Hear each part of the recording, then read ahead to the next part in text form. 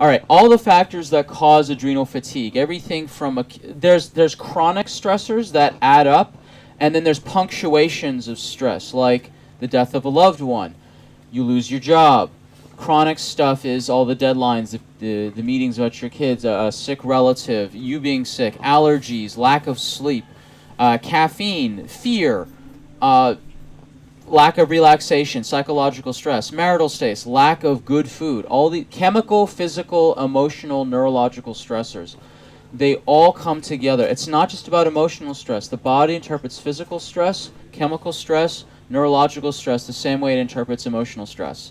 They all converge on one part of the brain called the hypothalamus, okay, right in the core. And that's the beginning. The hypothalamus is the root of the HPA axis, hypothalamic pituitary adrenal axis. Okay? That's where the H in the HPA axis comes from, is the hypothalamus. The hypothalamus is the relay interpreting all mental, emotional, neurological, physical, and chemical stressors in the body. And if something's out of kilter, the body has a stress response. So my story with adrenal fatigue is it started at age 6 for me. I had a coffee habit at age 6. That's not a lie. To be able to wake up. I had insomnia, all 3 phases, couldn't get to sleep, couldn't stay asleep, and woke up exhausted. The major stressor was from my parents' divorce. It was a very ugly divorce, to the point where one of my sisters ended up in the hospital with a bleeding stomach ulcer because she was so stressed about it.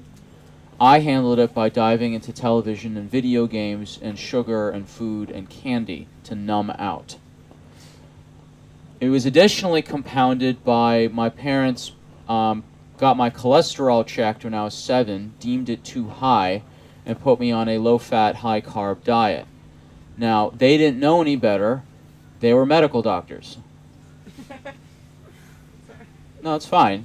I mean, I used to laugh. Now I'm just like sad. You know, it's like that's the state of the guardians of our health, is that diet is viewed as a disease control, not a logical progression back to anthropology and what we actually ate, evolving as human beings over the past 100,000 to 2 million years, depending on what book you read.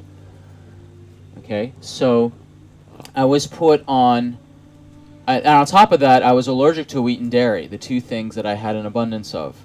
But I didn't figure that out until decades later. So I've had adrenal fatigue for a very, very, very long time, and everything I've put together has been what I've figured out not only for myself, but been vetted on clinical practice to crawl out of my own hole, and how I teach those on to you guys.